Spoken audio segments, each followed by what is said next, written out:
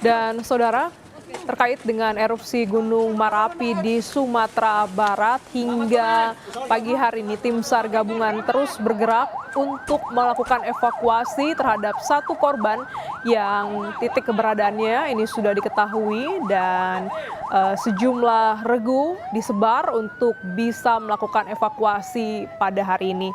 Menurut keterangan Kasih Operasi SAR Padang, bahwa cuaca dan juga bagaimana aktivitas Gunung Merapi ini masih menjadi kendala karena hingga saat ini masih terjadi letusan.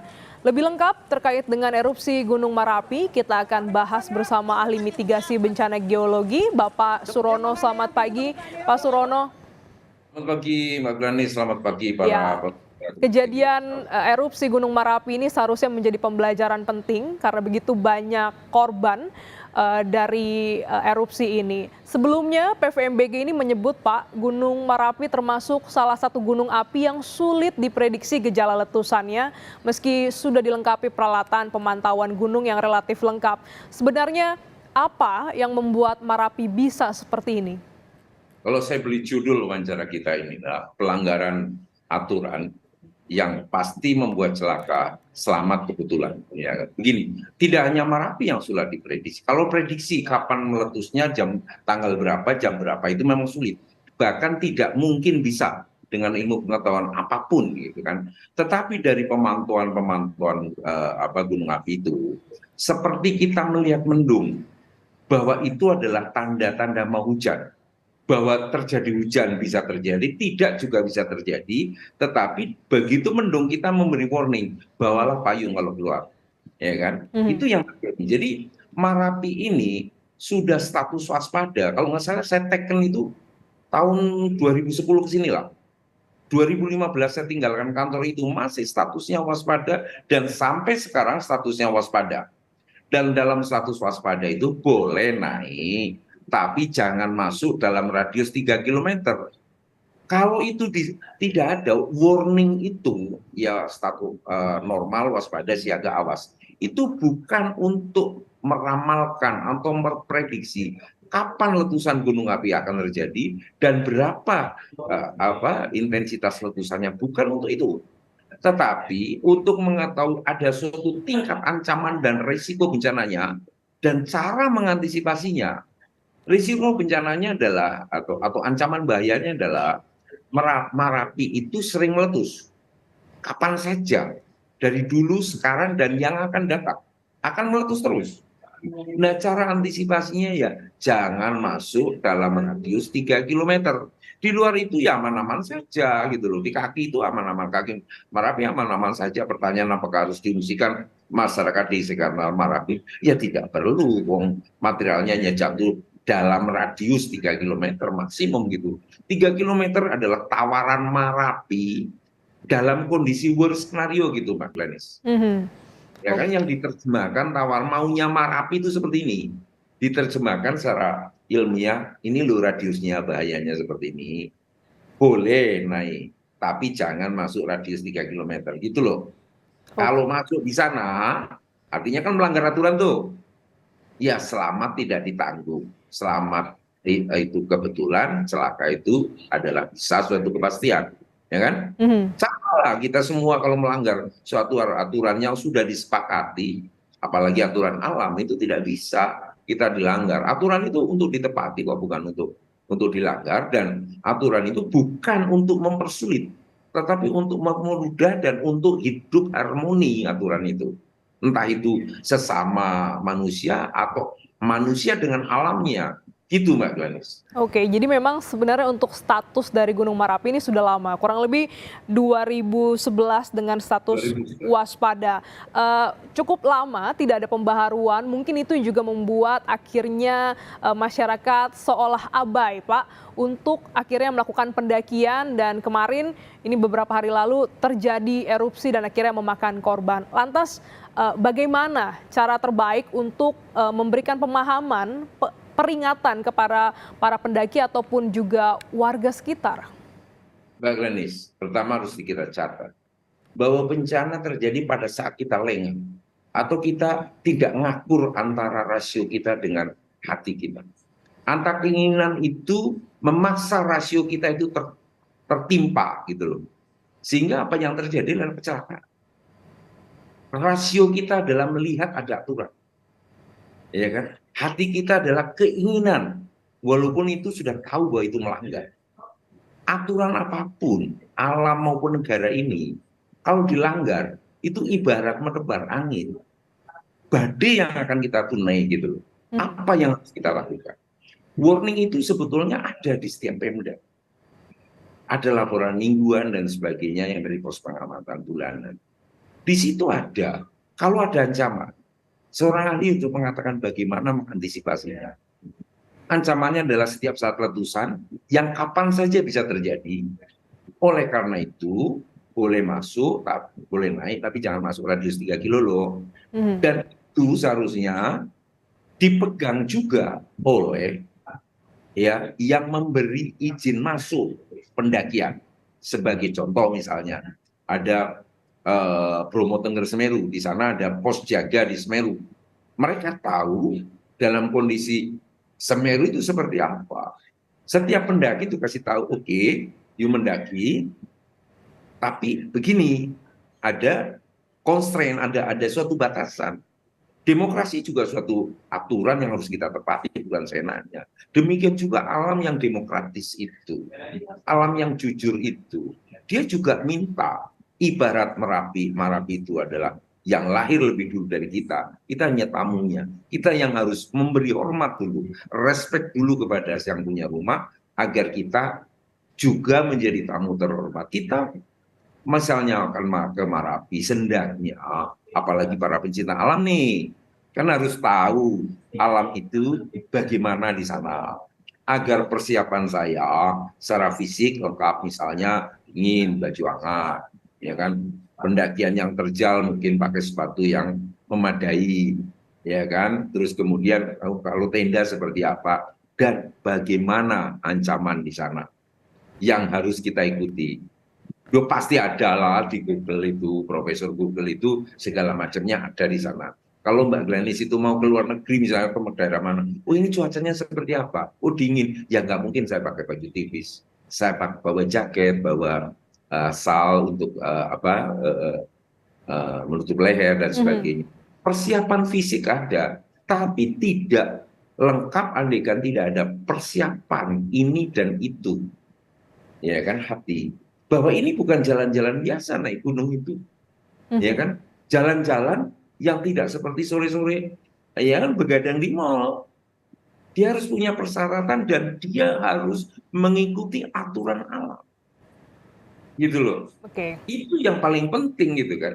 Jangan mengalahkan keinginan dengan rasio gitu. Ya, Pak, ternyata BKSDA ini sempat memberikan rekomendasi update, maksud kami PVMBG sempat memberikan update bagaimana kondisi Gunung Merapi kurang lebih di tanggal 1 Desember untuk adanya larangan untuk pendakian. Nah, kalau untuk kejadian seperti ini, Pak, siapa pihak yang harus bertanggung jawab? Saya tidak akan mencari siapa yang salah, siapa yang benar. Saya sedang berduka dengan para pendaki, para pencinta alam yang meninggal dunia. Tapi beginilah, bencana itu tanggung jawab bersama, Mbak. Ahli vulkanologi itu memberikan rekomendasi, ya kan, aturan yang harus dilakukan, ya kan. Nah, yang punya masyarakat itu pemerintah daerah, Mbak. Dengan pengelola wisata itu yang bersinggung langsung dengan subjeknya. Subjeknya apa sih bencana? Itu masyarakat dan apa yang dimiliki oleh masyarakat tersebut. Dan dia bertanggung jawab tentang itu. Ahlinya bertanggung jawab kepada bagaimana status gunung api. Ya kan? Saya dulu sebagai PNS, saya dibayar negara dari uang rakyat. Saya bertanggung jawab pada rakyat. Pada rakyat yang menggaji saya. Saya beri mereka rekomendasi yang sebaik-baiknya. Ya kan? Kalau misalnya ya kan teman-teman di vulkanologi misalnya tidak memperbolehkan naik atau larangan naik, ya diikuti apa sih, ya kan. Kalau misalnya radiusnya 3 km, itu memang dulu saya teken itu tidak boleh masuk 3 km. Saya tidak tahu yang para korban ini berada di radius berapa mereka. Kalau di luar radius 3 kilometer seharusnya tidak terjadi gitu loh. Hmm. Seharusnya gitu kan. Ya kan? Itu yang terjadi. Dan bisa terjadi Marapi itu terjadi awan panas. Awan panas itu bisa 800 derajat Celcius, Mbak. Misalnya kita tidak langsung kena awan panas itu, hanya dia lewat tidak jauh dari kita, itu uap panasnya itu bisa lebih dari 200 derajat, 100 derajat. Itu air mendidih, Mbak. Lebih dari itu bisa terjadi tubuh kita tiba-tiba kering, yang dimana tubuh kita adalah 2/3 air. Ya tidak selamat kita. Oleh karena itu, risiko terburuk dari Marapi saat itu kita kurung, janganlah masuk radius 3 kilometer. Kalau memang sekarang adik-adik saya di vulkanologi sampai memberikan larangan, ya sudah memang harus dituruti. Mau tidak mau. Lu kita cuma tamu. Tamunya Marapi, tamunya alam secara keseluruhan. Ya kita harus taat kepada tamu yang akan menerima kita. Kita harus hormat kepada punya rumah kalau kita ingin menjadi tamu yang terhormat. Kan ada saya datang di rumah Mbak Glanis diterima dengan baik, kan saya tidak bisa saya nanya masuk kamar pribadi Mbak Glanis, bahkan saya mau ke toilet aja minta izin gitu. Yeah. Ada batasannya itu. Jangan memaksakan kehendak kita terhadap kehendak alam. Ya kan? Oke. Aturan itu untuk dipatuhi, bukan untuk dirancang untuk dilanggar. Ya kan? Kalau kita memaksakan kehendak kita kepada kehendak alam, ya kan? Celaka sudah pasti, selamat kebetulan. Kalau kita melanggar aturan apapun, aturan alam, aturan negara, kita sedang menunai angin, badailah yang akan kita, menyebar angin, badailah yang akan kita tunai nanti. Jadi mohon, aturan itu untuk ditepati dan dihormati, bukan untuk dilanggar. Tidak terhormat kok melanggar aturan itu. Ya. Apalagi untuk kepentingan sendiri atau kelompok itu nggak baik lah itu kan. Pak Surono, ini kita tahu bahwa aktivitas mendaki gunung ini banyak disukai oleh masyarakat begitu ya, anak muda, kegiatan kampus begitu banyak mengajak atau terjadi atau dilakukan untuk pendakian gunung. Kalau berdasarkan pos pemantauan kan kalau aktivitas Gunung Merapi kita bisa memantau melalui sebuah alat Pak ya, seismograf bagaimana aktivitas erupsi ataupun letusan gempa yang dihasilkan. Tapi kalau untuk seorang pendaki yang awam, apakah sebenarnya kita bisa melihat, menandai bahwa ada sesuatu yang terjadi dengan alam, dengan gunung yang kita daki, sehingga itu menjadi warning untuk kita lebih baik kita turun dan lain-lainnya. Jadi pengetahuan tentang alam ini bagaimana, Pak? Tidak semua bisa kita awam itu ya, yang bisa memantau, ya kan, bisa mengikuti. Memang dulu saya mudahkan, bisa saya ganti frekuensinya. Orang tidak bisa masuk frekuensi itu. Tetapi daerah-daerah tertentu seperti Merapi di Jawa Tengah, DIY, kemudian Semeru yang banyak aktivitas mengambil pasir, itu monitor kita itu bisa mereka dengarkan melalui walkie-talkie atau handy-talkie. Manakala ada letusan, karena banyak orang cari rumput di daerah bahaya, orang nyari pasir di daerah bahaya, itu mereka bisa cepat-cepat menyingkir. Tetapi tidak semuanya. Tidak semuanya. Dan kita juga khawatir kalau bisa dipantau dengan handy-talkie, mereka bisa ganggu juga. Kalau yang tidak dewasa gitu kan. Mereka ganggu, kita yang akan menjadi masalah gitu loh kan. Untuk Merapi, untuk Semeru, masyarakat sudah tahu kita sediakan itu dan mereka secara dewasa tidak mengganggu. Tetapi kalau tidak tahu, rekomendasi itu ada di pemerintah daerah, rekomendasi ada di pengelola wisata, ya kan, yang setiap saat masyarakat bisa melihat. Tetapi ya kan, kita punya gunung api yang terbanyak di dunia, 127. Seharusnya kita menjadi center of excellence. Bagaimana pemuda-pemuda pencinta alam itu bisa hidup harmoni dengan gunung apinya. Setiap tanggal 17 dulu saya selalu repot, Pak. Karena banyaknya anak-anak bangsa yang nasionalismenya tinggi, mereka ingin bersyukur menerangkan renungan suci di puncak-puncak gunung api. Kita batasi. Misalnya pengelolanya itu hanya 10, yang masuk 200. Saya tanya, apakah sampean bisa mengendalikan satu orang 20 pendaki? Hmm. Kalau terjadi chaos, tolong, ini bukan jalan-jalan biasa, dan Anda harus bertanggung jawab karena Anda memberi izin. Izin kan sama dengan tanggung jawab, Pak. Ya kan? Izin adalah suatu tiket tanggung jawab bagi pemberi dan penerima gitu loh. Ya kan? Mhm. Jadi itu yang harus dipahami bersama. Ya kan? Pemuda, saya salut banyak pemuda-pemuda kita yang adventure, itulah muda, penuh tantangan, bukan apa duduk di kursi empuk gitu kan. Tetapi dia perlu tantangan, ya kan? Perlu penaklukan-penaklukan ya kan? Dengan segala macam resikonya benar. Tetapi sekali lagi, ya kan? Alam itu jujur, alam itu punya rumus tersendiri yang harus kita pahami. Lalu pahamnya gimana? Dulu kan susah. Lu itu ada rekomendasi, kau tinggal baca kok. Hmm. Pak ya mudah gitu. Nggak usah gempanya berapa, Oke. deformasinya berapa milimeter, arahnya kemana, letusannya. Wis toh, dalam. Kalau nggak boleh masuk radius 3 kilometer ya sudah. Seperti saya, nggak datang tempat saya. Ya masuk kamar saya nggak boleh lah. Kan? Privasi saya itu. Kan sama dengan itu. Semudah itu kita menghormati dan menjalankan aturan.